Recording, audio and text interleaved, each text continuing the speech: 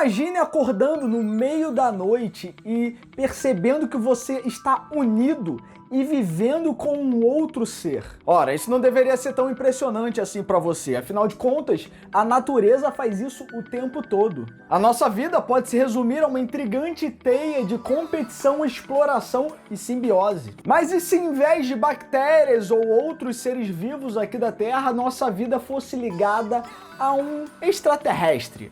Particularmente um extraterrestre que não gosta muito de aranhas. Como poderíamos analisar biologicamente uma união dessas? Afinal de contas, o que no nosso mundo poderia ser a definição de Venom? Então vamos logo para o que interessa.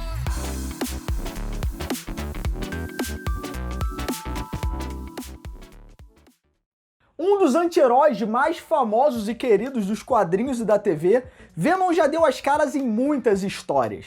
Particularmente nós chamamos de Venom a união simbiótica entre o alienígena, também conhecido como Gosma Preta Nojenta, e Ed Brock. Mas já tivemos muitas outras uniões de simbiontes no universo de Homem-Aranha que poderiam ser ditas como exemplo aqui. O próprio Homem-Aranha já teve um gostinho dessa união, tendo se arrependido amargamente dessa escolha um tempo depois. Mas olhando para esses tipos de simbiontes extraterrestres e tomando Venom como exemplo, como é que nós conseguiríamos classificar biologicamente esse tipo de interação entre extraterrestres e humanos? Para isso, vamos ignorar um pouco o assunto de extraterrestres e olhar para a nossa própria natureza para termos ideia de como essas interações funcionam. Afinal de contas, a interação entre dois indivíduos pode acontecer das mais variadas formas.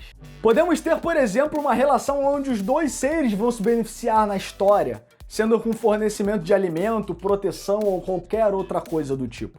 Chamamos isso de mutualismo e temos diversos exemplos por aí na vida aqui da Terra. Inclusive, nós estamos vivendo uma nesse exato momento. Enquanto você tá aí tranquilo, relaxado, assistindo aqui o vídeo do Rick, bactérias estão dentro de você fazendo um trabalho árduo, como por exemplo, construindo a sua flora intestinal. Esse tipo de relação é uma relação benéfica, afinal de contas, você tem muito a ganhar com essas bactérias e elas estão tendo um local onde morar, então ganha-ganho. Mas se você não gostar muito desses exemplos terráqueos, nós podemos ir para um lugar um pouquinho mais distante. Assim como no último vídeo que eu trouxe aqui para vocês, turma, onde a gente fala um pouco dos segredos dos Jedi e da construção do sabre de luz, o mundo de Star Wars também tem seus benefícios de simbiose.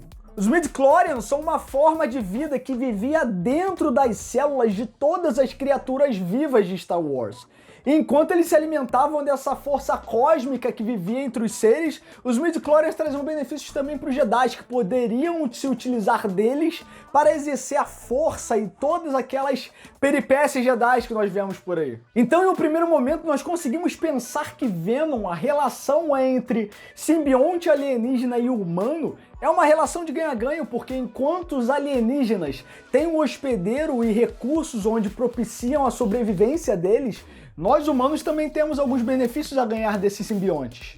Afinal de contas, eles conseguem nos propiciar força sobre-humana, aumentar a nossa resistência e capacidade de cura, e para o caso específico do Homem-Aranha, até criar a sua própria teia sem o uso de nenhuma tecnologia. E se pararmos para pensar, na vida real não podemos levantar caminhões nem sair soltando teia por aí. Mas em certas situações poderíamos sim ter um aumento de força e resistência. Mesmo que por um curto período, nossos músculos eles são capazes de se contrair todos de uma vez, gerando uma força incomum. Graças à adrenalina, um dos hormônios que temos em nosso corpo, o sangue circularia com mais facilidade e intensidade, levando mais oxigênio aos músculos. Além disso, nossos sentidos ficam mais aguçados e temos até mais produção de energia por parte do nosso organismo para que possamos nos preparar para o perigo. Então, em um contexto mais real, Venom poderia de certa forma ter controle sim dos nossos hormônios e nos proporcionar condições semelhantes ao que vemos nos quadrinhos ou nos filmes.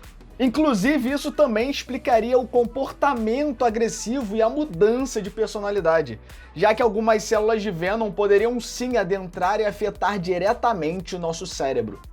Mas quando olhamos mais fundo essa relação, e foi o que Peter Parker fez na época, nós percebemos que não é bem assim que funciona. Ao perceber que a simbiose estava se alimentando da sua adrenalina e dominando a sua mente, Peter também percebeu que precisava dar um fim nessa relação. Até porque, meu amigo, não tem super força, não tem fator de cura, não tem teia que compense algo como isso. Dá vergonha até de lembrar. A relação que temos com o nosso alienígena muito se parece com uma outra que chamamos de parasitismo. Uma relação muito parecida que temos na natureza entre o fungo... Quê?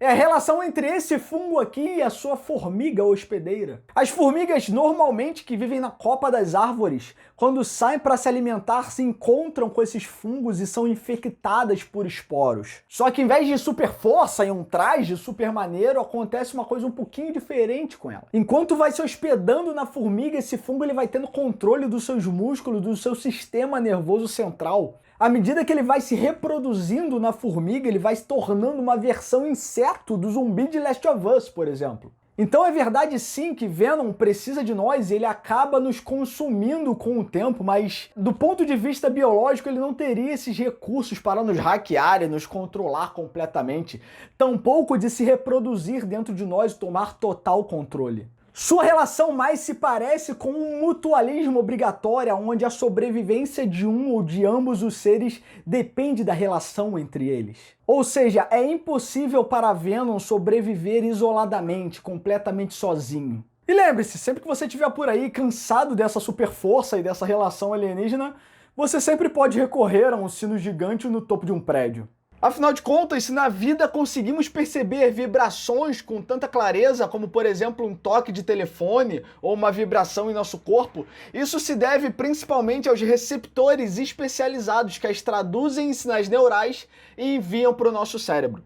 No momento que utilizamos um sino ou qualquer outra fonte de vibração próxima, existe a possibilidade de Venom poder receber esses sinais que traduzem como dor para ele, fazendo o nosso alienígena simplesmente se separar do hospedeiro para manter a sua integridade física. Então é isso, turma. Caso vocês tenham gostado, não esquece de deixar o seu like aí no vídeo para me ajudar, compartilha com os amigos e se inscreve aí no canal para ver mais conteúdo de ciência nerd por aqui. Eu vou ficando por aqui, a gente se vê no próximo vídeo. Um abraço, valeu!